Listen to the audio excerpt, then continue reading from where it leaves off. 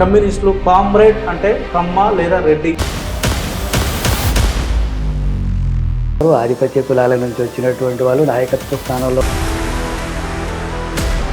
నాయకత్వం సహజంగానే పై కులాల నుంచి వచ్చినటువంటి వాళ్ళు కమ్మారెడ్లు. దళిత వర్గాల నుంచి వచ్చినటువంటి నాయకత్వం పరిపాలన కూడా చాలా కీలకమైనటువంటి దశలో ప్రజా ఉద్యమాలు నడిపినటువంటి నేపథ్యం దళిత సామాజిక వర్గాలకు కమ్యూనిస్టు పార్టీకి వచ్చేసరికి ఎందుకు నాయకత్వం బలహీన వర్గాల్లో కానీ దళితుల్లో ఈ తరగతుల్లో వచ్చినటువంటి వాళ్ళకు సైద్ధాంతిక స్థాయి కానీ నాయకత్వ స్థాయి రాజకీయంగా సామాజికంగా వాళ్ళని ఎదుగుదలకు తీసుకెందుకు నాయకత్వ స్థానాల్లోకి కూడా అభివృద్ధి చేయడానికి అన్ని రంగాల్లో, ప్రజా సంఘాల్లో, పార్టీలో దళితుల నుంచి, గిరిజనుల నుంచి, మహిళల నుంచి. ఒట్టిపోయిన బర్రెకు పాలు పిండమని చెప్పారు జాన్ వెస్లీకి పగ్గాలు. ఒక్కొక్క సందర్భంలో తీవ్రమైనటువంటి అణచివేత అవి వచ్చినప్పుడు కానీ, ప్రజల్లో అనేక భ్రమలు బూర్జువా పార్టీలు కల్పించినప్పుడు, పార్లమెంటరీ భ్రమల్లోనే ఎక్కువ మునగడం వల్ల సీట్ల పంపిణీ ఓట్లు పొందేటువంటి ప్రయోగంలో భాగంగా ఆ శాసనసభల్లో కానీ పార్లమెంట్లో కానీ ఆ ప్రజల వాణిని వినిపించడానికి అక్కడ కూడా వేదిక. దేశంలో ఎక్కడ జరగనటువంటి ప్రయోగం తెలంగాణ. ఇప్పటికైనా సిపిఎం పార్టీ తెలంగాణ రాష్ట్రాన్ని మేము స్వాగతిస్తున్నాం వచ్చిందనే స్టేట్మెంట్ ఇప్పుడు. తెలంగాణ రాష్ట్రం ఏర్పడ్డ తర్వాత ఆ రాష్ట్ర ప్రజల కోసం, ఆ రాష్ట్ర నాయకత్వాన కాంగ్రెస్ పార్టీ ఏం చెప్తుంది? రైతు భరోసా, రైతు రుణమాఫీ, ప్రజాపాలన. యాజ్ అ సిపిఎం పార్టీ రాష్ట్ర కార్యదర్శిగా నిజంగా కాంగ్రెస్ పార్టీ ప్రజాపాలనలో రైతులకు ఏ గ్రామానికి వెళ్ళినా చెప్పినవి అమలు. రేవంత్ రెడ్డి పరిపాలన పైన దేశంలో కానీ లేదా ఎక్కడైనా సరే బీజేపీ. భారత కమ్యూనిస్టు ఉద్యమ చరిత్రలో 2025 ఒక చారిత్రాత్మక సంవత్సరంగా కీర్తింపబడబోతుంది. గతంలో ఎప్పుడూ లేని విధంగా కమ్యూనిస్ట్ పార్టీ ఆవిర్భవించిన నాటి నుండి ఈ నేటి వరకు కూడా కొన్ని వర్గాల చేతుల్లోనే ఉన్నటువంటి పరిపాలనా పగ్గాలు ఈరోజు ఒక దళిత సామాజిక వర్గానికి చెందినటువంటి వ్యక్తి చేతుల్లోకి రావడం ఒక చారిత్రాత్మక నిర్ణయంగా భావిస్తా ఉన్నాం. ఆ చారిత్రాత్మక నిర్ణయానికి కేంద్ర బిందువుగా మారినటువంటి సిపిఎం తెలంగాణ రాష్ట్ర కార్యదర్శిగా బాధ్యతలు చేపట్టినటువంటి కామ్రేడ్ జాన్ వెస్లీ ప్రస్తుతం మనతో ఉన్నారు. జాన్ వెస్లీ గారు నమస్కారం. నమస్తే. మీరు సిపిఎం పార్టీ తెలంగాణ రాష్ట్ర కార్యదర్శి బాధ్యతలు చేపట్టారు. అనేక ఏళ్లుగా జరుగుతున్నటువంటి ప్రశ్నలకి సమాధానంగా జాన్ వెస్లీ ఈరోజు రాష్ట్ర కార్యదర్శి బాధ్యతలు చేపట్టారు. ఎలా ఫీల్ అవుతున్నారు? అసలు మీ నేపథ్యం ఏంటి? మీరు ఎక్కడి నుంచి వచ్చారు? కమ్యూనిస్టు ఉద్యమంతో మీకున్న పరిచయం ఏంటి, అనుబంధం ఏంటి? నా నేపథ్యం ఉమ్మడి మహబూబ్నగర్ జిల్లా, ఇప్పుడు వనపర్తి జిల్లాకు వస్తుంది. అమరచింత గ్రామం నాది. అక్కడే 6th క్లాస్ నుంచే ఈ వామపక్ష ఉద్యమాల వైపు నేను ఆకర్షితులయ్యాను. ఆ తర్వాత అక్కడ కమ్యూనిస్టు ఉద్యమంలో కూడా భాగస్వామ్యం అయ్యాను. ఆ తర్వాత వనపర్తిలో, ఆ తర్వాత మహబూబ్నగర్లో విద్యాభ్యాసం జరిగింది. తర్వాత ఉద్యమ అవసరాల రీత్యా అక్కడే పూర్తికాలం కార్యకర్తగా ఆ ప్రాంతంలో పనిచేశాను. తర్వాత 96లో సిపిఎం పార్టీలో రాష్ట్ర కేంద్రానికి ఇక్కడ యువజన సంఘం డివైఎఫ్ఐ బాధ్యతలు చూడడానికి వచ్చాను. ఆ తర్వాత కొద్ది కాలానికే 98 నుండి కులవివక్ష వ్యతిరేక పోరాట సంఘాన్ని ప్రారంభించినటువంటి సందర్భంలో ఆ సంఘానికి రాష్ట్ర కార్యదర్శిగా బాధ్యతలు నిర్వహిస్తూ వచ్చాను ఇప్పటి వరకు. అట్లాగే పార్టీ ఉద్యమంలో భాగంగా రంగారెడ్డి జిల్లా, అట్లాగే వనపర్తి, నాగర్ కర్నూలు జిల్లా ఉద్యమాలను కూడా గైడ్ చేస్తూ సామాజిక రంగంలో కేవీపీఎస్ రాష్ట్ర అధ్యక్షుడిగా, పార్టీ రాష్ట్ర కార్యదర్శి వర్గ సభ్యుడిగా ఉన్నాను. ఈ నేపథ్యంలోనే మొన్న జరిగినటువంటి సంగారెడ్డి మహాసభలో నేను రాష్ట్ర కార్యదర్శిగా కూడా ఎన్నుకోవడం అనేటటువంటి జరిగింది. రాష్ట్ర కార్యదర్శిగా ఎన్నుకున్నందుకు ఎవరికైనా ఇలాంటి బాధ్యతలు పార్టీ అవకాశం ఇచ్చినందుకు అది సంతోషంగానే ఉంటుంది. అదే క్రమంలో ఇదేదో బూర్జువా పార్టీ లాంటి బాధ్యతలు కాదు. ఇది హోదా కాదు, పేరు ప్రతిష్టల కోసం వాడుకునేటటువంటిది కాదు. పీడిత ప్రజలు, అణగారినటువంటి తరగతుల పక్షాన పోరాడడానికి, ఆ పోరాటాన్ని నడిపేటటువంటి పార్టీకి బాధ్యతలు నిర్వహించడం.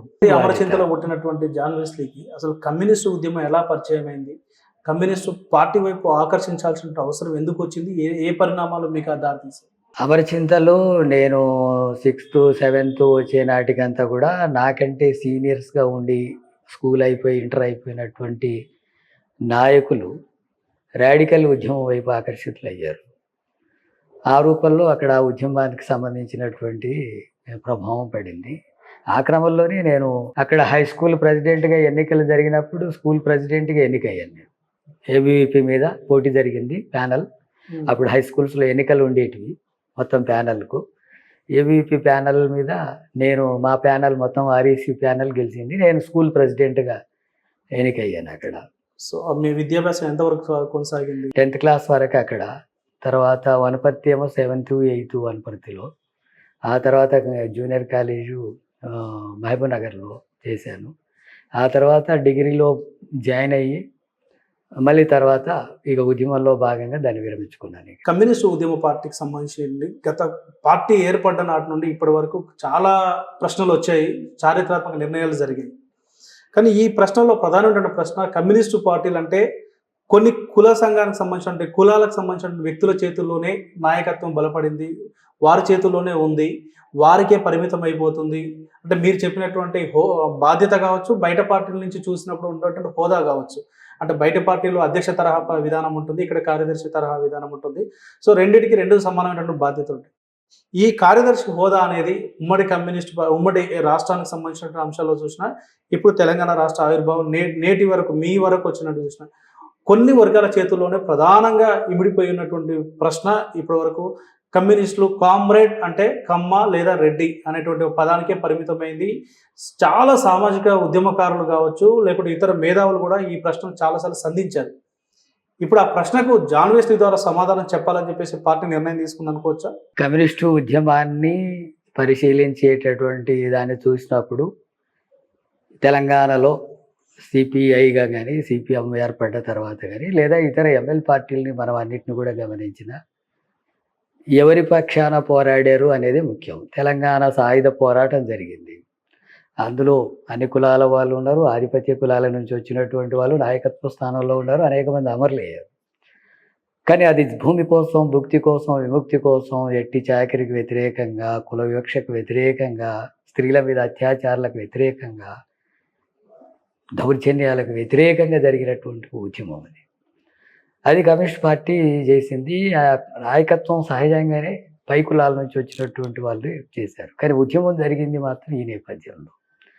ఆ తర్వాత మొత్తం కమ్యూనిస్ట్ పార్టీ ఉద్యమ చరిత్ర అంతా కూడా చూసినా అది కార్మికులకు, రైతులకు, కూలీలకు, ఈ పేద వర్గాల కోసం జరిగినటువంటి పోరాటాలే ఉన్నాయి దాంట్లో. ఆ క్రమంలోనే అనేక పోరాటాలు, త్యాగాలు కూడా ఉన్నాయి. నాయకత్వ స్థానంలో సహజంగానే పై కులాల నుంచి వచ్చినటువంటి వాళ్ళు ఉన్నారు అనేది వాస్తవం. కారణాలు రెండు. ఒకటి, సమాజంలో ఉండి మార్క్సిజాన్ని అర్థం చేసుకొని అధ్యయనం చేసి ఉద్యమాలకు ఆకర్షితులైనటువంటి దాంట్లో వాళ్ళు ముందు వరుసలో ఉన్నారు. కమ్మ, రెడ్లు, ఆధిపత్య కులాల నుంచి వచ్చినటువంటి వాళ్ళు. తెలంగాణ ప్రాంతంలో ఎక్కువ మంది రెడ్లు కమ్యూనిస్ట్ పార్టీ ఉద్యమ నాయకత్వంలోకి వచ్చారు. ఖమ్మం, మిగతా ఆంధ్ర ప్రాంతాలు చూసినప్పుడు కమ్మ నాయకత్వం అనే ఎక్కువ ఉద్యమాలు వచ్చినటువంటి పరిస్థితి ఉంది, నాయకత్వం వహించిన పరిస్థితి ఉంది. అయితే కమ్యూనిస్ట్ పార్టీలో కులం బేస్గా బాధ్యతలు అనేవి ఉండవు కాబట్టి ఇంతకాలం వరకు కూడా అలాంటి చర్చ కానీ బయట చర్చ ఉన్నప్పటికీ కూడా ఇంటర్నల్గా చూసినప్పుడు అక్కడ ఎవరు దీన్ని నడపగలుగుతారు ఏంటి అనేటటువంటి విషయమే సైద్ధాంతికంగా కూడా ముందుకు తీసుకెళ్లే విషయమే ప్రధానంగా చూస్తున్నారు. ఆ క్రమంలోనే ఈ విషయాల్లో వచ్చినాయి. కానీ పని అనేది ఈ పీడిత ప్రజల కోసమే జరుగుతుంది. సైద్ధాంతిక విధానాన్ని అర్థం చేసుకోవడంలో అణగారిన వర్గాలు, బలహీన వర్గాలు, దళిత వర్గాలు అంటే ఆ చొరవ లేదని చెప్పేసి అనుకోవచ్చా? అంటే గతంలో చాలా సామాజిక ఉద్యమాలు చూసినప్పుడు దళిత వర్గాల నుంచి వచ్చినటువంటి నాయకత్వం, పరిపాలన కూడా చాలా కీలకమైనటువంటి దశలో ఆ వర్గాలకు సంబంధించిన వాళ్ళు పనిచేసినటువంటి నేపథ్యం ఉంది. అనేక ప్రజా ఉద్యమాలు నడిపినటువంటి నేపథ్యం దళిత సామాజిక వర్గాలకు సంబంధించిన వ్యక్తులకు ఉన్నటువంటి చరిత్ర చూస్తాం. కమ్యూనిస్టు పార్టీకి వచ్చేసరికి ఎందుకు నాయకత్వం మాత్రం అగ్రవర్ణాలు, కార్యకర్తలు, కింది స్థాయి వారి వ్యక్తులు మాత్రం బలహీన వర్గాలు, దళిత వర్గాలు ఉన్నాయని చెప్పేసి ఒక బేరీ చేస్తారు? ఇప్పుడు చూసినప్పుడు బలహీన వర్గాల్లో కానీ దళితుల్లో ఈ తరగతుల్లో వచ్చినటువంటి వాళ్ళకు సైద్ధాంతిక స్థాయి కానీ నాయకత్వ స్థాయి లేదని చెప్పడానికి వీల్లేదు. ఉంది. ఆ స్థాయిలో ఉంది కాబట్టి అత్యధిక మంది ఆ నాయకత్వంలో కమ్యూనిస్ట్ పార్టీలో కూడా వస్తున్నారు. ఆ క్రమంలోనే ఈ బాధ్యతలు కూడా వచ్చినాయి. అయితే ఒకనాటిది మనం పరిశీలించి చూసినప్పుడు కొంత అధ్యయనం అనేది, చదువు అనేటటువంటిది ఈ తరగతుల్లో తక్కువ.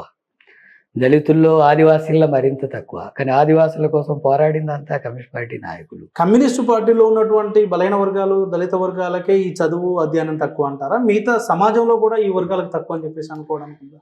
మొత్తం సమాజంలోనే తక్కువ. నువ్వు బూర్జువా పార్టీలో కూడా చూసినప్పుడు పేరుకు ఒకవేళ నాయకుడిని పెట్టినా నడిపేదంతా కూడా పై కులాల నుంచి వచ్చినటువంటి వాళ్ళే నడిపే పరిస్థితి ఉంది. ఇప్పుడు కూడా ఆ పరిస్థితి ఉంది. ఉదాహరణకు బీజేపీలో మనం తీసుకుంటే రాష్ట్రపతి హోదాలో పెట్టిన అతన్ని కూడా కులవివక్ష అవమానాలకు గురయ్యాడు. దళితుడిని కోవిందుని పెట్టినప్పుడు. ఇప్పుడు రాష్ట్రపతిగా ఉన్నటువంటి గిరిజన మహిళ ఆమె అవమానాలకు గురవుతున్న పరిస్థితి ఉంది. అట్లాగే బూర్జువా పార్టీలు అన్నిట్లో కూడా చూసినప్పుడు వాళ్ళు ఆ సామర్థ్యంతో పనిచేసేటటువంటి పరిస్థితి ఒకవేళ ఉన్నప్పటికీ కూడా ఆ వర్గాల ప్రయోజనాల కోసమే పనిచేయాల్సి ఉంటుంది. పై వర్గాల కోసం, ధనిక వర్గాల కోసం. కాబట్టి అక్కడ దళితుడు ఉన్నా, బీసీ ఉన్నా, ఎస్టీ ఉన్నా, ఎవరున్నా ఎవరి కోసం పనిచేయడానికి ఉండాలా అంటే వాళ్ళ కోసం పనిచేయడానికి ఉండాలి. అటు ఉపయోగపడేటప్పుడు వాళ్ళు ఉపయోగించుకుంటున్నది ఉంది. ఇది అటు కాదు. దళితుడైనా, ఓసీ అయినా ఈ వర్గాల కోసమే పనిచేసేటటువంటి కమిట్మెంటు, ఐడియాలజీ కూడా ఆ రూపంలోనే ఉండేటటువంటిది. కాబట్టి ఎవరు వచ్చినా సరే ఇక్కడ ఈ కులవివక్ష అంటరాంతానికి వ్యతిరేకంగా, స్త్రీ పురుష అసమానతకు వ్యతిరేకంగా, దోపిడీకి వ్యతిరేకంగా ఈ పోరాటాలు జరిపేటటువంటి క్రమంలో ముందు వరుసలో వాళ్ళు కొంత అధ్యయన చదువు ఉండడం వల్ల ఈ నాయకత్వ స్థానంలోకి మార్క్సిజాన్ని కూడా ముందు అధ్యయనం చేసినటువంటి వాళ్ళు ఉన్నారు. ఇప్పుడు ఆ పరిస్థితి లేదు. ఇప్పుడు కింది తరగతుల నుంచి కూడా ఈ అధ్యయనం చేస్తున్నారు. మార్క్సిస్ట్ ఐడియాలజీని కూడా అర్థం చేసుకుంటున్నారు. సమాజంలో నాయకత్వ స్థానంలోకి కూడా వస్తున్నారు. ఈ కమ్యూనిస్ట్ పార్టీలోనే కాదు, ఇతర పార్టీల్లో కూడా అలాంటి పరిస్థితులు మెరుగవుతున్నాయి. రాష్ట్ర కార్యదర్శిగా మీరు బాధ్యతలు చేపట్టినాటికి జిల్లా మహాసభలు, కింది స్థాయి నిర్మాణాలు కూడా జరుగుతూ ఉంటాయి. అంటే ఈ విధానం ఒక సిపిఎం పార్టీ కదా, మామూలు కమ్యూనిస్ట్ పార్టీ విధానంలో ఒక సిస్టమ్. ఈ సిస్టంలో కొత్తగా ఈ నాయకత్వాన్ని పెంపొందించేందుకు ప్రత్యేకంగా కింది స్థాయి వర్గాలు కూడా నాయకులే అని చెప్పుకునేటువంటి ప్రయత్నం చేసేందుకు, అంటే వాళ్ళని ఎదుగుదలకి, అంటే రాజకీయంగా, సామాజికంగా వాళ్ళని ఎదుగుదలకి తీసుకునేందుకు ఇప్పటి వరకు అటువంటి చర్యలను చేపట్టారని చెప్పేసి అనుకోవచ్చా? ఆ విషయంలో సిపిఎం పార్టీ చాలా ముందు జాగ్రత్తతో వ్యవహరిస్తుంది. సిపిఎం పార్టీ సామాజిక ఉద్యమాలను నడపడం అనేది ఒక భాగంగా, అది మీకంతా కూడా తెలుసు. ఆ ఉద్యమాలు నడుపుతున్నటువంటి క్రమంలోనే నాయకత్వ స్థానాల్లోకి కూడా అభివృద్ధి చేయడానికి అన్ని రంగాల్లో, ప్రజా సంఘాల్లో, పార్టీలో దళితుల నుంచి, గిరిజనుల నుంచి, మహిళల నుంచి, వెనకబడ్డ తరగతుల నుంచి ఇలాంటి వాళ్లకు ప్రత్యేకంగా ప్రోత్సహించి వాళ్ళకు క్లాసులు కూడా పెట్టి ఉద్యమంలో భాగస్వామ్యం, ప్రజా బాధ్యతలు అప్పగిస్తూ అలాంటి నాయకత్వ స్థాయిలోకి శిక్షణ కూడా ఇచ్చి ఆ సమర్థతను కూడా తీసుకొచ్చి ఆ తరగతుల నుంచి నాయకత్వంలోకి తెస్తుంది. ఇప్పుడు మన జరిగినటువంటి జిల్లా మహాసభలన్నీ కూడా తీసుకుంటే అత్యధిక జిల్లాల్లో ఈ అంతా కూడా అణగారిన తరగతుల నుంచి వచ్చినటువంటి నాయకత్వమే ఉంది. దాదాపు 70-80%. సో నాయకత్వం ఈ వర్గాలకు ఇచ్చారని చెప్పేసి, రాష్ట్ర కార్యదర్శిగా మీలాంటి వ్యక్తులకు ఇచ్చారు, మీ నేపథ్యం ఉన్నటువంటి వ్యక్తులకు ఇచ్చారని చెప్పేసి జనరల్గా ఒక చర్చకి, ప్రశ్నకు సమాధానం దొరికిందని చెప్పేసి బయట మేధావి వర్గాలు కూడా అభిప్రాయపడతాం. కానీ విషయం ఏంటంటే, కమ్యూనిస్టు ఉద్యమం బలహీన పడిపోయినటువంటి పరిస్థితుల్లో, అసలు కమ్యూనిస్ట్ పార్టీలు బతుకుతాయి ఈ దేశంలో, ఈ రాష్ట్రంలో అనుకునే దశలో, చట్టసభలో ఒక్క ప్రజాప్రతినిధి కూడా లేనటువంటి నేపథ్యంలో, ఇటువంటి వైఫల్యాలు ఎదురవుతున్న నేపథ్యంలో కమ్యూనిస్టు ఉద్యమం ప్రతిరోజు నిరంతరం ఒక ఆటుపోటును ఎదుర్కొన్న దశలో మీలాంటి వ్యక్తికి, అంటే ఈ నేపథ్యం ఉన్నటువంటి వ్యక్తికి బాధ్యతలు అప్పచెప్పారు.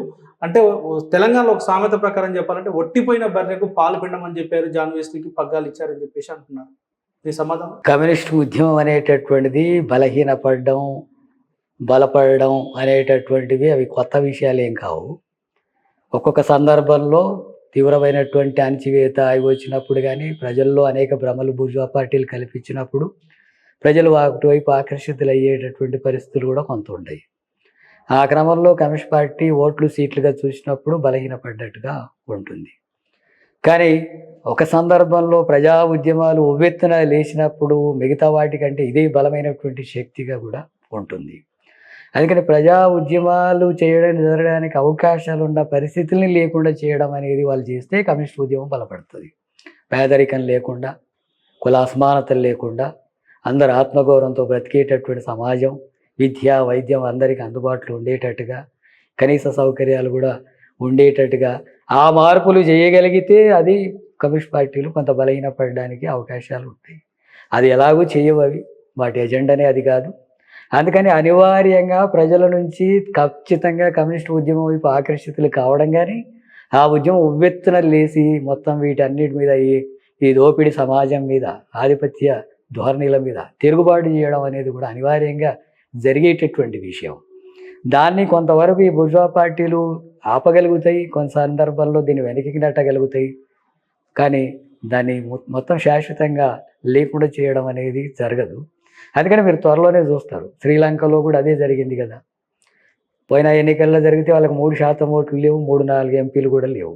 కానీ ఇప్పుడు జరిగిన ప్రజా ఉద్యమంలో ఒకేసారి ఎన్నికలు కాదు కదా, మొత్తం రాజ్యాధికారమే ఇచ్చారు. సిపిఎం పార్టీ చేరిన తర్వాత మీరు యువజన ఉద్యమాలు నడిపారు.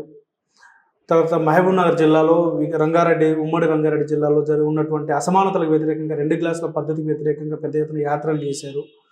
జస్టిస్ పున్నయ్య కమిషన్ వేయడంలో మీరు కీలక పాత్ర వహించారు మీ నాయకత్వంలో. సో ఈ అనుభవాల నేపథ్యంలో ప్రస్తుతం నాయకత్వ దశను, పూర్తి స్థాయి నాయకత్వానికే మీరు ఆసీనులైనటువంటి పరిస్థితి.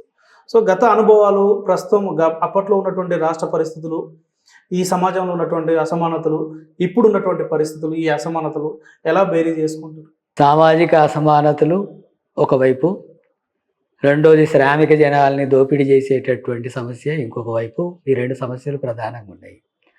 రైతులు, కూలీలు, కార్మికులకు సంబంధించినటువంటి శ్రమను దోపిడీ చేస్తూ కార్పొరేట్ సంస్థలు, పెట్టుబడిదారులు దోపిడీ చేస్తున్నటువంటి వ్యవస్థ పెరుగుతుంది. ఈ అసమానతలు పెరుగుతున్నాయి.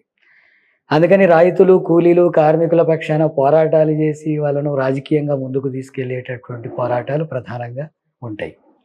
అట్లాగే దళితులు, గిరిజనులు, బలహీన వర్గాలు, మైనార్టీలు, మహిళలు ఈ సామాజిక చైతన్యం పెరిగి మేము కూడా అందరితో సమానం, మాకు కూడా ఆత్మగౌరవం ఉండాలా, అన్నిట్లో మా అవకాశాలు మాకు ఉండాలా, అవకాశాల కోసం పోరాటాలు ఎవరికి వాళ్ళు తోచిన రీతిలో జరుగుతూ ఉన్నాయి సమాజంలో. ఈ 2 అంశాలని కూడా కమ్యూనిస్టులు వీటన్నిటిని కూడా జోడించి ఈ ఉద్యమాలను ముందుకు నడుపుతుంది. ముఖ్యంగా సిపిఎం పార్టీ అందులో భాగంగానే దళితుల సమస్యల మీద పెద్ద ఎత్తున ఉద్యమం జరిపి, కులవిక్ష మీద ప్రతిఘటనలు జరిపి, SC/ST కమిషన్ సాధించి, SC/ST సప్లాన్ సాధించి, SC/STలకు సంక్షేమ దళిత వాడల అభివృద్ధి కోసం పోరాటాలు చేసి వాటిని సాధించి, సంక్షేమ హాస్టళ్ళ మెస్ ఛార్జీల కోసం ఇలాంటి పోరాటాలన్నీ కూడా చేసి అలాంటి ఉద్యమాలు జరుగుతున్నాయి. అట్లాగే రైతులు, కూలీలు, కార్మికుల పక్షాన కూడా నిరంతరం కనీస వేతనం అమలు జరగాల.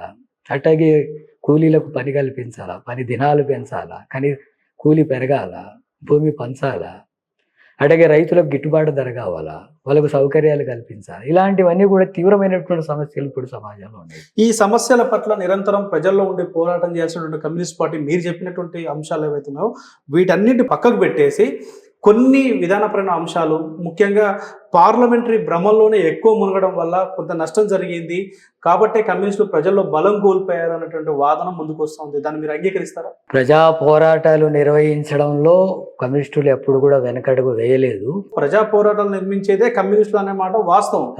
కానీ ఇంకెవరు చేసినా చేయకపోయినా చేయాల్సినటువంటి కమ్యూనిస్టులు ప్రజా పోరాటాలను పక్కన పెట్టేసి రాజకీయ పందాలో చట్టసభలో ప్రాతినిధ్యం కోసం ఆరాటపడి అటు అధికారంలో ఉన్నటువంటి పార్టీకి వ్యతిరేకంగా ప్రధాన ప్రతిపక్షంతో లేకపోతే ప్రధాన ప్రతిపక్షంతో కలిసి ఇంకొక పార్టీతో సీట్ల పంపిణీ ఓట్లు పొందేటువంటి ప్రయోగంలో భాగంగా ఇంత వైఫల్యం చెందారు అనేటువంటి విమర్శ కమ్యూనిస్టుల పైన ఉంది. ఓవరాల్ కమ్యూనిస్టుల పైన, ముఖ్యంగా సిపిఎం, సిపిఐ పార్టీల పైన. కమ్యూనిస్టులు ప్రజా పోరాటాలు నిర్వహిస్తారు, ప్రజా ఉద్యమాలు నిర్వహిస్తారు అనే విషయంలో ఎవరికి మీరు అన్నట్టుగా భిన్నాభిప్రాయం లేదు, ఆరోపణలు చేస్తున్నారని.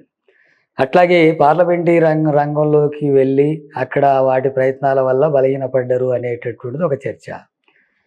పార్లమెంటరీ రంగంలోకి కమ్యూనిస్టులు వెళ్ళడము అంటే ప్రజా ఉద్యమాలని ఇక్కడ పోరాటాలు నిర్వహిస్తూ వాటిని ఆ శాసనసభల్లో కానీ పార్లమెంట్లో కానీ ఆ ప్రజల వాణిని వినిపించడానికి అక్కడ కూడా వేదిక కావాలనే దానికోసం ఆ ప్రయత్నం జరుగుతుంది. ఆ ప్రయత్నంలో విఫలమవుతున్న పరిస్థితి కూడా ఉంది. ఎందుకంటే ఎన్నికల్లో గెలవడం అనేటటువంటిది ప్రజా పోరాటాలు నిర్వహించినంత మాత్రాన ఓట్లు పడి సీట్లు గెలిచే పరిస్థితులు లేవు.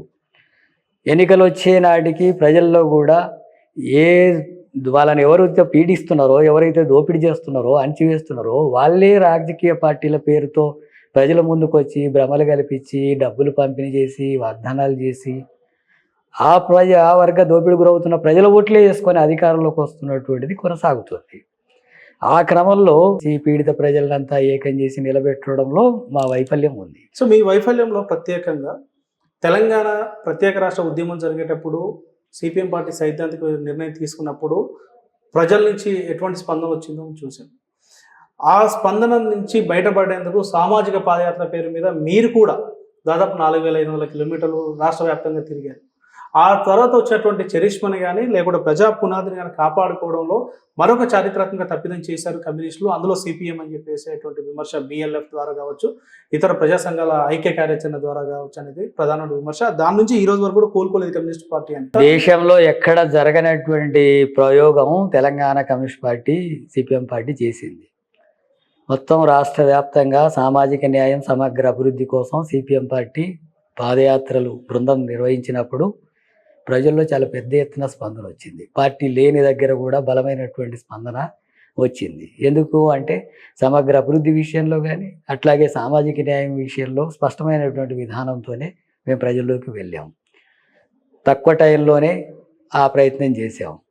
ఆ తర్వాత వెంటనే ఎన్నికలు వచ్చినాయి. ఎన్నికలు వచ్చినప్పుడు సామాజిక న్యాయం కోసం పోరాడుతున్నాం అనేటటువంటి సంస్థలు మీరే ముందుండండి, మీరే నాయకత్వం వహించండి, మేము మీకు వెనకాల ఉంటాం, మద్దతిస్తాం రండి అన్నప్పుడు టీమాస్లో కానీ సంఘాల రూపంలో వచ్చారు. కానీ పొలిటికల్గా చూసినప్పుడు ఒక బిఎల్ఎఫ్గా ఏర్పాటు చేసి ఉన్నటువంటి క్రమంలో బలమైనటువంటి పునాది కలిగినటువంటి సామాజిక సంఘాలు రాలేదు. వాళ్ళు ఇతర పార్టీలకు మద్దతులు ఇచ్చారు, బుర్జువా పార్టీలకు మద్దతు ఇచ్చారు. ఆ రూపంలో ఒక సామాజిక తరగతిలో బలమైనటువంటి ప్రయత్నం చేసి వాళ్ళను కూడా తీసుకురావడంలో అప్పుడు ముందుకు రాలేదు. రెండవది వామపక్షాలు కూడా ఒక సిపిఎం పార్టీ ముందుండి ఆ పోరాటాలని ఆ విషయాలంతా నడిపింది, కానీ మిగతా వామపక్షాలు కూడా వాటిని ఆ రూపంలో రాలేదు. అందుకని వామపక్షాలు రాకపోవడం, బలమైన సామాజిక సంఘాలు ఇతర పూర్వా పార్టీల వైపే నిలబడడం వల్ల మేము చేసినటువంటి ప్రయత్నం ఒక ఎజెండా చేయగలగడం, ఒక చర్చ చేయగలగడం, ప్రజల్లో ఆ భావాలని ఆ అభిప్రాయాలని జరుగుతున్న అన్యాయాన్ని ప్రజల్లోకి తీసుకెళ్లేటటువంటి ప్రయత్నంలో సక్సెస్ అయ్యాం. కానీ వాళ్ళనంతా కూడా కూడగట్టి చేసేటటువంటి దాంట్లో వాళ్ళు సరిగా రాలేకపోయారు. దీని అంతటి కారణం కూడా సిపిఎం పార్టీ ప్రత్యేక తెలంగాణ రాష్ట్రాన్ని అంగీకరించకపోవడం, ఆ రాష్ట్ర అంటే ప్రత్యేక తెలంగాణ నినాదాన్ని కూడా ఎత్తుకోకపోవడమే ప్రధాన కారణం. అందుకే ప్రజా సంఘాల దూరమైనటువంటి ఒక అపవాదం మీ మీద ఉండేది. కానీ ఇప్పుడు ఈ 10 ఏళ్ల కాలంలో అంటే 11 సంవత్సరాలు తెలంగాణ రాష్ట్రం ఆవిర్భవించి సిపిఎం పార్టీకి సమైక్యాంధ్ర అనే ముద్ర పోయిందని చెప్పేసి అనుకోవచ్చా? సిపిఎం పార్టీ ప్రత్యేక తెలంగాణ ఉద్యమం జరుగుతున్నటువంటి సందర్భంలోనే ఒక 2 విషయాలు స్పష్టంగా చెప్పింది. ఒక ప్రాంతానికి అధికారం రావడము అని అంటే ఏ వర్గాలకు అధికారం వస్తుంది అనేది కీలకమైన విషయం ఉంటుంది. తెలంగాణ ఆంధ్ర విడిపోయి 2 రాష్ట్రాల్లో అధికారంలోకి వచ్చేది శ్రామిక వర్గాల పార్టీలు నాయకత్వంలోకి వస్తున్నాయి అనేటటువంటి ఉద్యమాలు కావవి. అవి ఖచ్చితంగా బూర్జువా పార్టీల నాయకత్వాన జరుగుతున్నటువంటి ఉద్యమాలు. కాబట్టి బూర్జువా పార్టీల్లోనే వాళ్ళ మధ్యలో ఉండేటటువంటి విషయాల్లో అధికారంలోకి వచ్చి ఆ ప్రజల్ని దోపిడీ చేసుకోవడానికి ఉపయోగిస్తారు తప్ప అందులో సమస్యలు పరిష్కారం కావు అనేది సిపిఎం విధానం. ఒకవేళ ఆ పద్ధతిలోనే నిజమైనటువంటి విముక్తి జరుగుతుంది అని చెప్పి అంటే సిపిఎం పార్టీ కూడా ముందుండేది, ఆ పోరాటాల్లో అందరికంటే ముందుండేది. ఆ నాయకత్వాల్లో ఆ పార్టీల ఆధ్వర్యంలో ఇవి జరగవు అనేటటువంటిది ఉంది. అందుకని అదొక భాగం. రెండోది, చిన్న రాష్ట్రాలుగా విడిపోయినంత మాత్రాన ఈ సమస్య పరిష్కారం కాదు. అందుకని మేము ఆ క్రమంలో కూడా ప్రజలు మాత్రం భావిస్తున్నారు, ప్రజలంతా కూడా తెలంగాణ రావాలని కోరుకుంటున్నారు. మేము చెప్పేటటువంటి అభిప్రాయాన్ని ప్రజలు ఏమీ స్వీకరించలేదు. అందుకని మేము తీసుకున్న లైన్ ఏంటంటే తెలంగాణకు వ్యతిరేకంగా ఉద్యమాలు తీసుకోలేదు. రాష్ట్రాలు విడిపోవడం కాకుండా సమైక్యం ఉండాలని చెప్పాం. సమైక్య ఆంధ్ర కోసం అక్కడ జరిగితే ఆ ఉద్యమంలో మేము భాగస్వామ్యం కాలేదు. ఇక్కడ తెలంగాణకు వ్యతిరేకంగా కూడా మేము ఉద్యమంలో భాగస్వామ్యం కాలేదు. ఆ సమస్య పరిష్కారం అయిపోయిన తర్వాత ప్రజలు కోరుకున్నారు. ఇప్పటికైనా సిపిఎం పార్టీ తెలంగాణ రాష్ట్రాన్ని మేము స్వాగతిస్తున్నాం వచ్చిందనే స్టేట్మెంట్ ఇప్పటివరకు రాలేదు అనేటువంటి అపవాదం ఇంకా ఉంది. అది కూడా తెలంగాణ రాష్ట్రం ఏర్పడ్డ తర్వాత ఆ రాష్ట్ర ప్రజల కోసం ఆ రాష్ట్ర నాయకత్వాన ప్రజా సమస్యల మీద ఉద్యమాన్ని కంటిన్యూ చేస్తున్నాం. అందులో భాగంగానే ఇప్పుడు జరుగుతున్నటువంటి పోరాటాలు అక్కడ అదే జరుగుతుంది. మీ ముందున్న ప్రధాన సవాళ్ళు రెండు. ఒకటి, క్షేత్రస్థాయి నుంచి రాష్ట్ర స్థాయి వరకు పార్టీని పునర్వైభవం తీసుకొచ్చే దిశగా కార్యాచరణ తీసుకోవడం ఒకటి. రెండోది, దేశంలో మోడీ నాయకత్వం, రాష్ట్రంలో రేవంత్ రెడ్డి నాయకత్వంలో పరిపాలన కొనసాగుతూ ఉంది. 10 ఏళ్ల పాటు బీఆర్ఎస్ పరిపాలన కొనసాగించింది. ముఖ్యంగా తెలంగాణ వరకు చూసుకుంటే ఫస్ట్ తెలంగాణ రాష్ట్రంలో రేవంత్ రెడ్డి పరిపాలన ఏడాది పూర్తయింది. ఫస్ట్ దశాబ్ద కాలం విషయం పక్కన పెడితే తెలంగాణ రాష్ట్రం వచ్చిన తర్వాత మీ మద్దతుతో, అంటే ప్రత్యక్షంగా పరోక్షంగా కాంగ్రెస్ పార్టీకి సహకరించినటువంటి పార్టీగా ఈ 12 నెలల పరిపాలన మీరు ఎట్లా చూస్తారు? మన జరిగినటువంటి శాసనసభ ఎన్నికల్లో సిపిఎం సొంతగా పోటీ చేసినటువంటి దగ్గర మినహాయించి మిగతా ప్రాంతాల్లో ఎక్కడైనా బీజేపీ ఉన్న దగ్గర దాన్ని ఓడించడానికి అక్కడ ఎవరు ఓడిస్తే వాళ్ళు, అక్కడ కాంగ్రెసా బీఆర్ఎస్ అనే దాంతో నిమిత్తం లేకుండా ఓడించగలిగినటువంటి వాళ్ళకి వేయాలనేటటువంటిది ఆ లైన్తో పాటు అత్యధిక సీట్లలో కాంగ్రెస్ పార్టీకి మద్దతు ఇవ్వడం జరిగింది. కాంగ్రెస్ పార్టీ అధికారంలోకి రావడానికి అనేక వాగ్దానాలు ప్రజలకు చేసింది. అట్లాగే బీఆర్ఎస్ మీద ఉన్న వ్యతిరేకత కూడా ఉపయోగపడ్డది. ఈ నేపథ్యంలో కాంగ్రెస్ పార్టీ అధికారంలోకి వచ్చిన తర్వాత ఈ 12 నెలల కాలంలో ఇచ్చిన వాగ్దానాన్ని అమలు చేసేటటువంటి దాంట్లో దాని చిత్తశుద్ధి కనబడట్లేదు. అట్లాగే వైఫల్యాలు కనబడుతున్నాయి. ప్రజల్లో వ్యతిరేకత కూడా చాలా వేగంగా పెరుగుతున్నటువంటి పరిస్థితి ఉంది. కారణం ఏంటంటే చెప్పిన వాగ్దానాల్ని అమలు చేసేటటువంటి దాంట్లో అది రైతు రుణమాఫీ పూర్తిగా జరగలేదు. అది రైతుల్లో అసంతృప్తి ఉంది. రైతు భరోసా అనేది ఇప్పటికీ క్లారిటీ లేదు, ఇప్పటి వరకు కూడా ఇవ్వడం లేదు. రైతు భరోసా ఇస్తే కొంతనైనా రైతులకు సహాయపడుతుంది, బీఆర్ఎస్ ఇచ్చింది, ఇప్పుడు ఇది ఇవ్వడం లేదు, రైతు బంధు వాళ్ళు ఇచ్చారు అనే అసంతృప్తి పెరుగుతుంది. అందుకని ఆ విషయంలో ప్రభుత్వం వెనకబడుతుంది. అట్లాగే కూలీలకు సంబంధించినటువంటిది కూలీ భరోసా కూడా ఇస్తాన్నది, కౌలు రైతులకు కూడా ఇస్తాన్నది. ఈ రెండు ఆ ఊసే ఎత్తడండి. కాబట్టి కూలీల్లో వ్యతిరేకత ఉంది, రైతుల్లో వ్యతిరేకత ఉంది, కౌలు రైతుల్లో వ్యతిరేకత ఉంది. కాబట్టి రైతాంగంలో ఓవరాల్గా చూసినప్పుడు రైతుల్లో కూలీలో ఆ వ్యతిరేకత వస్తుంది. కాంగ్రెస్ పార్టీ ఏం చెప్తుంది? రైతు భరోసా అమలు చేసాము, రైతు రుణమాఫీ పూర్తి స్థాయిలో ఇంప్లిమెంట్ చేసాము, రైతుకి అండగా నిలబడేటువంటి ప్రజాపాలన మాది అని చెప్తుంది. యాజ్ ఒక సిపిఎం పార్టీ రాష్ట్ర కార్యదర్శిగా నిజంగా కాంగ్రెస్ పార్టీకి ఆ పరిస్థితి ఉందని చెప్పేసి అనుకోవచ్చు? ఈ ప్రజాపాలనలో రైతులకు పూర్తిగా న్యాయం చేసింది అని చెప్పేసి అనుకోవచ్చు?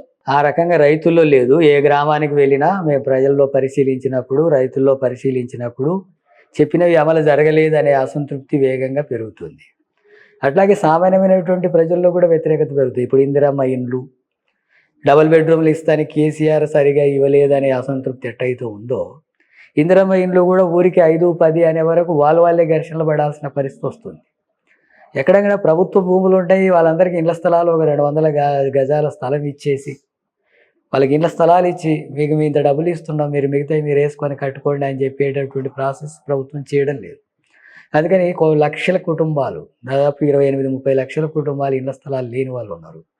వాళ్లకు ఎలాంటి ఇది జరగడం లేదు. మిగతాయి కూడా ఇప్పుడు దళితులకు, గిరిజనులకు, బీసీలకు చెప్పినటువంటి వాగ్దానాలు కూడా అమలు జరగడం లేదు. అవన్నీ కూడా చూసినప్పుడు ప్రభుత్వం మాటలు చెప్తుంది కానీ ఆచరణలో లేదు. ఇది బీఆర్ఎస్ కంటే వేగంగా వ్యతిరేకత పెరుగుతున్నటువంటి పరిస్థితి ప్రజల్లో కనపడుతుంది. సో ఈ నేపథ్యంలో రేవంత్ రెడ్డి పరిపాలన పైన సిపిఎం పార్టీ కార్యాచరణ, ముఖ్యంగా జాన్ వెస్లీ నాయకత్వం బాధ్యతలు చేపట్టిన తర్వాత ఎలా ఉండబోతుంది? దాదాపు 12 నెలలుగా కమ్యూనిస్టులు కాంగ్రెస్తో కాంప్రమైజ్ పాలిటిక్స్ నడుపుతున్నారు అన్నటువంటి ఆ చర్చ కూడా బయట నడుస్తూ ఉంది. ఎక్కడ కూడా ప్రశ్నించేటువంటి పరిస్థితి లేదు, కేవలం మీడియా ప్రకటనలకే పరిమితమైంది కమ్యూనిస్ట్ పార్టీ రెండు కూడా అనేటువంటి ఒక విమర్శ మీ మీద ఉంది. దీని మీ సమాధానం? కాంగ్రెస్ పార్టీ పట్ల మా వైఖరి మొత్తం దేశవ్యాప్తంగా కానీ రాష్ట్రంలో అధికారంలో ఉంది కాబట్టి రాజకీయ విధానంలో దేశంలో కానీ లేదా ఎక్కడైనా సరే బీజేపీ మతోన్మాదానికి వ్యతిరేకంగా లౌకిక శక్తులు కలిపి పోరాడాలనే విషయం దగ్గర లౌకిక పార్టీలు అన్నిటితో కలిసి పనిచేస్తాం బీజేపీకి వ్యతిరేకంగా. ఆ క్రమంలో బీజేపీ విధానాలకు వ్యతిరేకంగా, మతోన్మాదానికి విధానాలకు వ్యతిరేకంగా ఉన్నప్పుడు ఈ పార్టీలతో కూడా కలిసి, లౌకిక పార్టీలతో కలిసి వాటి వ్యతిరేకంగా ప్రయత్నం చేస్తాం. హైదరాబాద్లో హైడ్రా ఏర్పాటు విషయంలో కావచ్చు, మూసీ పునర్జీవానికి సంబంధించినటువంటి కార్యాచరణ తీసుకున్నప్పుడు కాంగ్రెస్ పార్టీ తీసుకున్న ప్రభుత్వ నిర్ణయం పైన కావచ్చు, లేదు రైతులకు సంబంధించిన అంశాలపైన ఎక్కడికక్కడి జిల్లాలో రోడ్డెక్కి ఆందోళన చేస్తూ ఉంది. అసలు కమ్యూనిస్ట్ ఎక్కడ కూడా కనిపించేటువంటి పరిస్థితి లేదు. అనేటువంటిది కూడా ఉంది. బీఆర్ఎస్ పార్టీ ఉద్యమాన్ని ఎలా చూస్తారు మీరు? రెండు విషయాలు. ముందు కాంగ్రెస్ పార్టీకి సంబంధించినటువంటి దాని మీద ఇక ముందు జరిగేటటువంటిది ఆందోళన పోరాటాల రూపంలో ఉంటాయి. మొన్నటి వరకు కొంత సమయం ఇచ్చిన విషయం వాస్తవం. అట్లాగే లగచర్ల భూముల విషయంలో మేము ముందుండే పోరాటం. ఇక్కడ మూసీ నది ప్రక్షాళన పేరుతో పేదవాళ్ళని నిర్మూలిస్తుంటే జిహెచ్ఎంసీని ముట్టడి చేసే కార్యక్రమం జరిగింది. అందుకని ఆ విషయంలో మేము వెనకబడలేదు. హైడ్రా పేరుతో పేదవాళ్ళది సంబంధం అంటే అవసరం లేనటువంటి వాళ్ళని కూడా కూల్చే ప్రయత్నం చేస్తే వాటిని కూడా వ్యతిరేకిస్తూ చేసాం. ఇప్పుడు ప్రజా సమస్యలు పరిష్కరించినటువంటి ప్రతి అంశం మీద రైతులు, కూలీలు, కార్మికులు, దళిత, గిరిజన, బలహీన వర్గాలు, విద్యార్థులు, యువకులు, నిరుద్యోగులు ఇలాంటి అనేక సమస్యల మీద మా సభలో చర్చించాం. భవిష్యత్తులో ఇదంతా కూడా ఉద్యమ రూపంలో ఉంటుంది, పోరాట రూపాల్లో ఉంటుంది. ఏమాత్రం అది అధికారంలో ఉంది కదా, లేకపోతే మాకు సానుకూలంగా ఉండాలి అనేటటువంటి వైఖరి రాజకీయాల్లో ఉండవు. అందుకని తప్పకుండా అది అధికారంలో ఉంది. ఖచ్చితంగా సమస్యల పరిష్కారం కోసం కాంగ్రెస్తో రాజీ లేని పోరాటాలే రాష్ట్రంలో జరుగుతాయి. దేశానికి కూడా వచ్చినప్పుడు దేశంలో బీజేపీ అధికారంలో ఉంది. బీజేపీ అధికారంలో ఉండి దాన్ని అనుసరిస్తున్న ఆర్థిక విధానాల ఫలితంగా దేశంలో ఆర్థిక అసమానతలు మరింత పెరుగుతున్నాయి. ఆదాని, అంబానీల ఆస్తులు పెరుగుతుంటే సామాన్యమైనటువంటి పేదల ఆస్తులు తరుగుతున్నాయి. నిరుద్యోగం పెరుగుతుంది, ధరలు విపరీతంగా పెరుగుతున్నాయి. అట్లాగే వాళ్ళ సమస్యలు పరిష్కరించకపోవడం కాక కుల మత ఉన్మాదాలను రెచ్చగొడుతుంది. మతాల పట్ల ప్రజలను విడదీసి ఈ సామాజిక అంశాల మీద కానీ ఆర్థిక అంశాల మీద జరిగే పోరాటాలను అది అణిచివేస్తుంది. అందుకని లౌకిక శక్తుల్ని కూడా నిర్వీర్యం చేసి మతాల మధ్య ఘర్షణ సృష్టిస్తే లౌకిక భావాలు పోతాయి, ప్రజాస్వామిక హక్కులు పోతాయి, రాజ్యాంగం నిర్వీర్యం అవుతుంది. అట్టగా హక్కులు కాలరాయబడుతున్నాయి. వామపక్ష అంటే వర్గ పోరాటాలు వెనక్కిపోతాయి, సామాజిక పోరాటాలు వెనక్కిపోతాయి. పూలే అంబేద్కర్ ఆలోచనలు కూడా నడవని పరిస్థితి వస్తుంది. అంబేద్కర్ని అవమానించేటటువంటి ధోరణి కేంద్ర ప్రభుత్వం అనుసరిస్తుంది. ఇలాంటి ప్రమాదకరమైనటువంటి మతోన్మాద పార్టీకి వ్యతిరేకంగా దేశవ్యాప్తంగా అన్ని లౌకిక పార్టీలను కలుపుకొని దానికి వ్యతిరేకంగా, దాన్ని బలహీనపరచడానికి, దాని భావజాలానికి వ్యతిరేకంగా మా పోరాటం కొనసాగుతుంది దేశవ్యాప్తంగా. బీజేపీ నెక్స్ట్ టార్గెట్ తెలంగాణ రాష్ట్రమే అవుతుంది. తెలంగాణలో అధికారంలో రావడం మా లక్ష్యం చాలా స్పష్టంగా చెప్పి ఇప్పటికీ 4 పార్లమెంట్ స్థానాలు, 8 అసెంబ్లీ స్థానాలతో మిగతా 25 చోట్ల సెకండ్ స్థానంలో ఉన్నటువంటి బీజేపీ 2029 లక్ష్యంగా పనిచేస్తూ ఉంది అనేటువంటి అంశం చాలా స్పష్టంగా కనిపిస్తూ ఉంది. ఒకవైపు బీజేపీ లాంటి పార్టీలు ముందుకు వస్తూ ఉన్నాయి, కాంగ్రెస్ అధికారంలో ఉంది. దశాబ్ద కాలం పాటు అధికారంలో ఉన్నటువంటి బీఆర్ఎస్ పార్టీ ఒక రకమైనటువంటి సమస్యలు చిక్కుకున్నటువంటి పరిస్థితి. సో ఈ రాజకీయ అస్థిరత ముందు అంటే అటు కాంగ్రెస్ బీఆర్ఎస్ మధ్య పోరాటంలో బీజేపీ ముందుకు వచ్చేటువంటి ప్రయత్నం చేస్తూ ఉంది. సో కమ్యూనిస్ట్ పార్టీగా మీరేం చేయబోతున్నారు? బీజేపీని అడ్డుకుంటారా? అడ్డుకునే శక్తి మీకుందా? రాష్ట్రంలోకి వచ్చినప్పుడు తెలంగాణ రాష్ట్రంలో కాంగ్రెస్ కానీ బీఆర్ఎస్ కానీ మతోన్మాద ప్రమాదాన్ని గమనించి దాన్ని ఎదుర్కొనే రాజకీయ విధానం స్పష్టంగా అమలు చేసే దాంట్లో కొంత లోపాలు ఉండడం వల్ల బీజేపీ పెరుగుతూ వస్తుంది. ముఖ్యంగా బీఆర్ఎస్ సరైనటువంటి రాజకీయ విధానం అనుసరించలేదు. ఎన్నికల్లో కూడా 8 సీట్లు వాళ్ళు గెలిచారు. ఓట్ల శాతం కూడా మొన్న పెరిగింది. ఈ క్రమంలో ఇప్పటికైనా కాంగ్రెస్ పార్టీ బీఆర్ఎస్ కాంగ్రెస్నే మాట్లాడుకోవడం పరిమితం కాకుండా ఈ రెండిటికంటే కూడా ప్రమాదకరమైనటువంటి మతోన్మాద పార్టీ రాష్ట్రంలో పెరగడానికి అవకాశం వస్తుంది. కాబట్టి ఈ 2 పార్టీలు కూడా లౌకిక పార్టీలు కాబట్టి దాని వ్యతిరేకంగా పోరాడడానికి మీరు ముందుకు రావాలని మేము అంటున్నాం. ఎందుకంటే అవి బలమైన పార్టీలకు ఉన్నాయి కాబట్టి, మాకు పరిమితమైన శక్తి ఉంది కాబట్టి.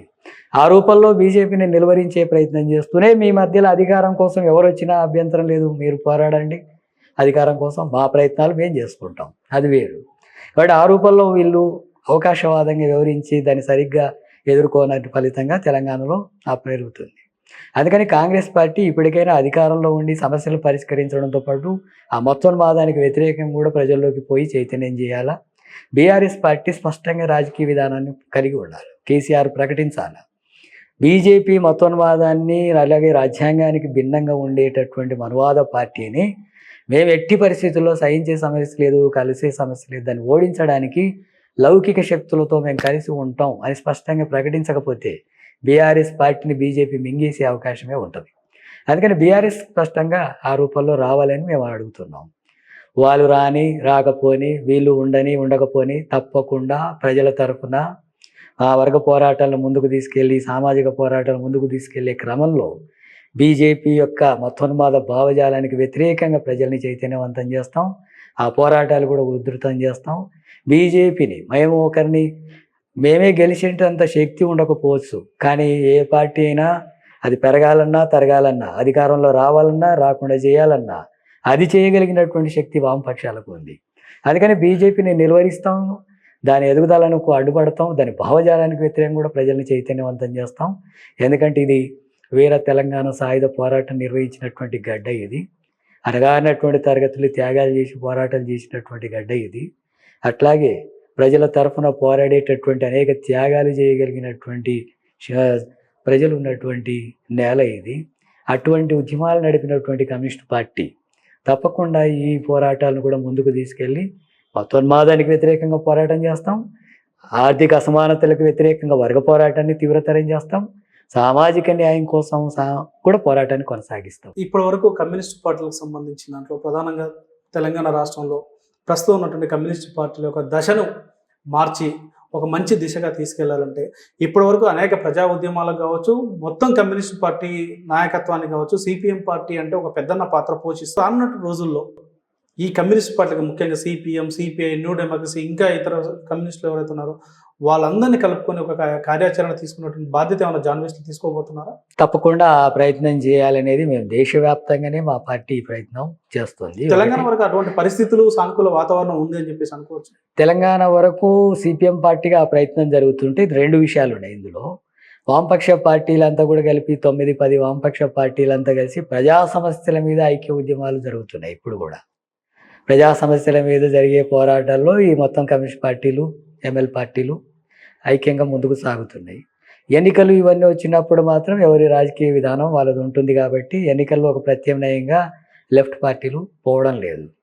అందుకని ఇప్పుడు కూడా ప్రజా సమస్యల మీద వామపక్ష ఉద్యమాన్ని బలోపేతం చేయడానికి, అది ముందుకు తీసుకెళ్ళడానికి సిపిఎం నుంచి ఆ ప్రయత్నం జరుగుతుంది. ఇప్పటికీ చర్చలు జరుగుతున్నాయి వామపక్షాలతో. భవిష్యత్తులో త్వరగానే కార్యాచరణ కూడా ఉండబోతుంది. అట్లాగే రాష్ట్రంలో ఊర్జా పార్టీలకు భిన్నంగా, అంటే దోపిడీ వర్గాలకు సంబంధించినటువంటి పార్టీలకు భిన్నంగా ఒక ప్రత్యామ్నాయ రాజకీయ విధానాలను ముందుకు తీసుకెళ్ళడానికి తప్పకుండా వామపక్షాలు, ప్రజాస్వామిక శక్తులు, సామాజిక శక్తులు వీళ్ళందరినీ కూడా కలుపుకొని అటువంటి ప్రత్యామ్నాయంగా ఎదగడానికి ఒక ముఖ్యమైనటువంటి పాత్ర సిపిఎం పార్టీ తీసుకుంటుంది తెలంగాణలో. ఆ పార్టీలకు వ్యతిరేకంగా ఒక ప్రత్యామ్నాయ శక్తిగా ఎదగడానికి సన్నద్ధమవుతాం. అట్లాగే మా పార్టీ సొంతగా బలపడడానికి మేము తగినటువంటి కృషి చేస్తాం. మా ఉద్యమాల్లో, వామపక్ష ఉద్యమాల్లో ప్రజలు పాల్గొంటున్నటువంటి వాళ్లకు రాజకీయ చైతన్యాన్ని కూడా కలిగించి కేవలం ఉద్యమాల వరకు పరిమితం కాకుండా ఖచ్చితంగా రాజకీయ విధానం అర్థమైనప్పుడు ఆ పార్టీలకు భిన్నంగా ప్రజలు ఆ మోసపూరితమైనటువంటి వాటి వైపు వెళ్లకుండా ఒక ప్రత్యామ్నాయ శక్తిగా ముందుకు రావడానికి తగినటువంటి నినాదాలు రూపొందించి ముందుకు తీసుకెళ్లబోతున్నాం. తెలంగాణలో ఆ ప్రయత్నం జరుగుతుంది. సిపిఎం పార్టీ గ్రామీణ స్థాయి నుంచి రాష్ట్ర స్థాయి వరకు పునర్నిర్మాణం చేయాలన్నా, పార్టీకి ఒక క్షేత్రస్థాయిలో బలమైనటువంటి బేస్ని ఏర్పాటు చేయాలన్నా ఎటువంటి కార్యాచరణ తీసుకోబోతున్నారు? ఎందుకంటే తెలంగాణ రాష్ట్ర ఉద్యమంలో ఇదంతా కొట్టుకుపోయింది, ఆ తర్వాత కోలుకోవడానికి నెల సమయం పట్టింది అనేటువంటి పరిస్థితులు కనిపిస్తూ ఉన్నాయి. కమ్యూనిస్ట్ పార్టీల వైపు యువత రావాలంటే కూడా ఆలోచించేటువంటి పరిస్థితులు ఉన్నటువంటి నేపథ్యం. అటు ఉద్యోగాలు లేక నిరుద్యోగులు ఎవరికి వారు ఏ రాజకీయ పార్టీ అండా లేకుండానే ఉద్యమాలు చేస్తున్నటువంటి క్రమం ఇప్పుడు ప్రస్తుతం కనిపిస్తూ ఉంది.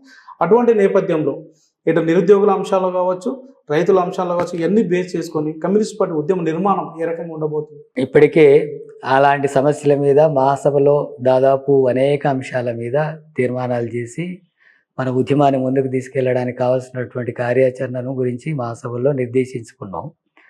ఖచ్చితంగా విద్యార్థుల సమస్యల మీద, నిరుద్యోగ సమస్య మీద, మహిళా సమస్యల మీద, వీటన్నిటి మీద కూడా పోరాటాలు జరుగుతాయి. విద్య వ్యాపారంగా మారింది. ఆ విద్యకు సంబంధించినటువంటిదంతా కూడా ప్రైవేట్ రంగంలోకి పోతుంది. ప్రభుత్వ రంగంలో ఉండాలా, విద్య ఉచితంగా ఉండాలనే పోరాటం జరుగుతుంది. అట్లాగే వైద్యం వ్యాపారంగా మారింది. పూర్తి కార్పొరేట్ హాస్పిటల్స్లో వైద్యం వెళ్తుంది. వైద్యం కూడా ఉచితంగా పేదవాళ్ళకు ఉండాలి. టోటల్గా వైద్యం అనేది ఉచితంగా ఉండాలనేది మా ప్రయత్నం. అందుకని ఆ పోరాటాలు కూడా జరుగుతాయి. నిరుద్యోగం బాగా పెరుగుతుంది. ముఖ్యంగా ఈ అణగారినటువంటి తరగతుల నుంచి చదువుకున్న వాళ్ళ సంఖ్య పెరిగిన తర్వాత ఆ ఉద్యోగాలు రాక తీవ్రమైనటువంటి ఆటంకంగా మారింది. వాళ్ళు మళ్ళీ అడ్డ మీద కూలీలుగా, సెక్యూరిటీ గార్డులుగా, ఆటో రిక్షాలుగా నడిపే వాళ్ళుగా మారుతున్నారు, కూలీలుగా మారుతున్నారు. అందుకని అలాంటి శక్తులకంతా ఉపాధి కల్పించడం అనేది ఒక ముఖ్యమైన అంశం. అది ప్రభుత్వాలు విఫలమవుతున్నాయి. దానికోసం మా పోరాటం ఉంటుంది. అట్లాగే కూలీలకు వాళ్ళకు పని దినాలు పెరగాల, వాళ్ళ కూలీ పెరగాల, భూమి పంచాల, ఆ పోరాటాలు కూడా ఉంటాయి. అట్లాగే రైతులకు గిట్టుబాటు ధరతో పాటు వాళ్ళ సౌకర్యాలు మెరుగుపరిచేటటువంటి అంశాల మీద పోరాటాలు ఉంటాయి. కార్మికులకు కనీస వేతనం కూడా అమలు జరగడం లేదు. ఈ ప్రభుత్వం 11,000 ఉంటే సరిపోతుందని అంటుంది. 26,000 కనీస వేతనం ఉండాలంటున్నారు. వాస్తవానికి 50,000 ఇచ్చినా మినిమం అవసరాలు తీరేటటువంటి పరిస్థితి లేదు ఇప్పుడు చిన్న కుటుంబాలకు కూడా. అందుకని కనీస వేతనం అమలు జరగాలి, వాళ్ళ హక్కులు అమలు జరగాలనే ఉద్యమాలు కూడా జరుగుతాయి. అట్లాగే దళితులు, గిరిజనులు, బలహీన వర్గాలు, మైనార్టీల సంక్షేమానికి సంబంధించి దళితుల సప్లాన్ అమలు జరగడం లేదు. మన తెలంగాణ రాష్ట్ర ప్రభుత్వం, ఇప్పుడు కాంగ్రెస్ ప్రభుత్వం కూడా, అంతకుముందు బీఆర్ఎస్ కానీ ఇప్పుడు కాంగ్రెస్ కానీ చట్టం పోరాడి సాధించాం మేము, జనాభా ఎంత ఉంటే అంత నిధులు కేటాయించాలని, అది అమలు జరపడం లేదు. వేల కోట్ల రూపాయలు పోతున్నాయి. కేంద్రం అట్లే చేస్తుంది, రాష్ట్రం అట్లే చేస్తుంది. గిరిజనులకు ఆ పరిస్థితి ఉంది. ఆదివాసీ ప్రాంతాల్లో కనీస సౌకర్యాలు లేవు, వాళ్ళని మెరుగుపరిచేటటువంటి ప్రయత్నాలు లేవు. నిధులు కేటాయిస్తే అవన్నీ జరిగే అవకాశం ఉంటుంది.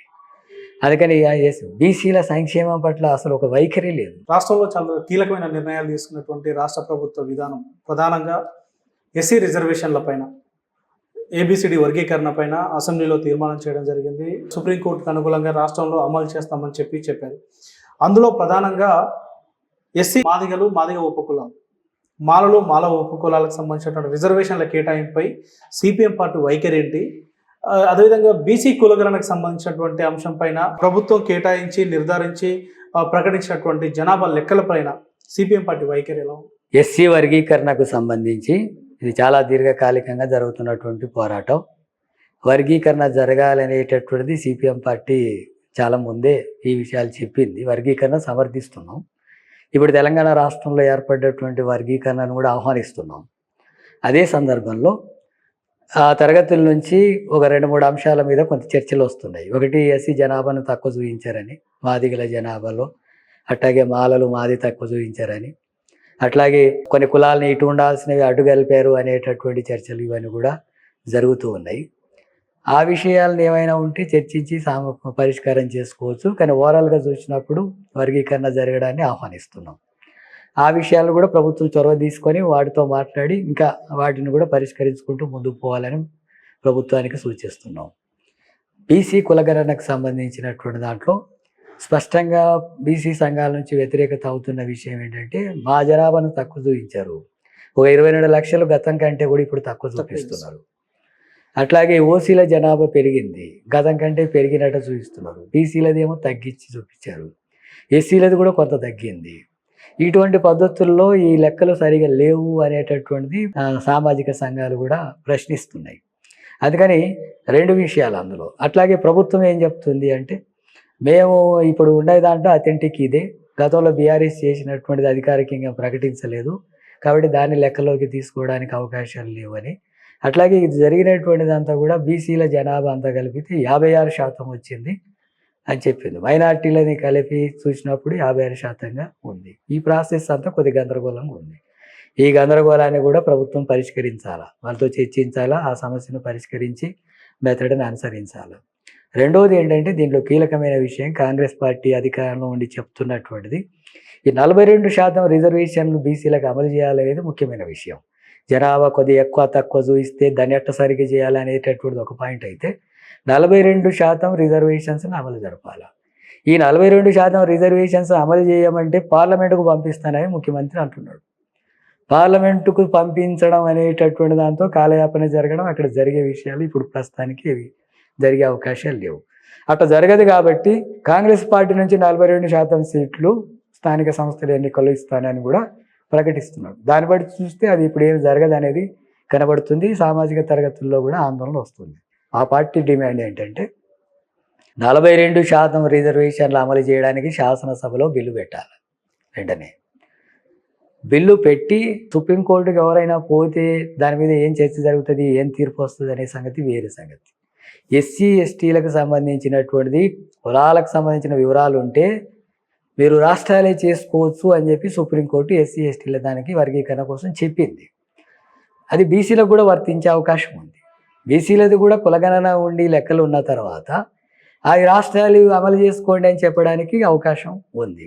అందుకని ముందు 42% రిజర్వేషన్స్ అమలు చేయడానికి బిల్లు కాంగ్రెస్ పార్టీ శాసనసభలో పెట్టాలి, తీసుకురావాలా. ఆ తర్వాత దాని మీద ఏమైనా భిన్నాభిప్రాయాలు వస్తే, లేకపోతే ఏమైనా కోర్టులో వాదనలు వస్తే, కోర్టు న్యాయపరంగా ఏమైనా ఆటంకాలు చెప్తే అప్పుడు ఏంటి పరిష్కారం చేయడం అనేది చూడాలి తప్ప కేవలం వాటి పంపించినామని చెప్పిన తర్వాత కులగణనకే బీజేపీ వ్యతిరేకంగా ఉంది. అలాంటిది కేంద్రం ఇప్పుడేవో స్పందించి పార్లమెంట్లో ఏదో పెట్టి దీనికి సానుకూలంగా ఉండే అవకాశం లేదు. అందుకని ఇక్కడ కులగణన జరిగింది కాబట్టి ఆ దాన్ని బేస్ చేసుకొని తీసుకొచ్చినటువంటి బిల్లు తీసుకొచ్చి 42% రిజర్వేషన్స్ అమలు జరిగితే అప్పుడు ఇక్కడ కొంత న్యాయం జరిగినట్టు ఉంటుంది. అదే క్రమంలో ఈ సంఖ్యలు ఎక్కువ తక్కువ అనేటటువంటి విషయాలు జరిగినటువంటి విషయాలు పరిశీలించి ఇంకొక 3% లెక్కలే రాలేదు, వివరాలు రాలేదు అనేది వస్తుంది. అట్లాగే పొరపాట్లు ఏమైనా జరిగినాయా అనేది కూడా పునఃపరిశీలించుకొని దాన్ని సరి చేయడానికి ఉండే మెథడ్స్ని కూడా అనుసరిస్తే మంచిది. మొదటగా 42% రిజర్వేషన్ల అమలుకు బిల్లు తీసుకురావాలనేది సిపిఎం పార్టీ వైఖరి. సిపిఎం పార్టీ రాష్ట్ర కార్యదర్శిగా బాధ్యతలు చేపట్టిన తర్వాత జాన్ వెస్లీ గారు తన మనసు విప్పి మాట్లాడిన మాటలు, అదేవిధంగా భవిష్యత్తులో పార్టీ నిర్మాణం సంబంధించి కావచ్చు, అదేవిధంగా రాజకీయ పరమైనటువంటి పందా ఇతర పార్టీలతో అనుసరించే వైఖరి రానున్నటువంటి రోజుల్లో జాన్ వెస్లీ గారి నేతృత్వంలోనైనా కమ్యూనిస్ట్ పార్టీలు మరింత బలపడాలని చెప్పేసి, ఆ పార్టీలకు పునర్వైభవం రావాలని చెప్పేసి కోరుకుంటూ, this is Raju Kalpuri signing out.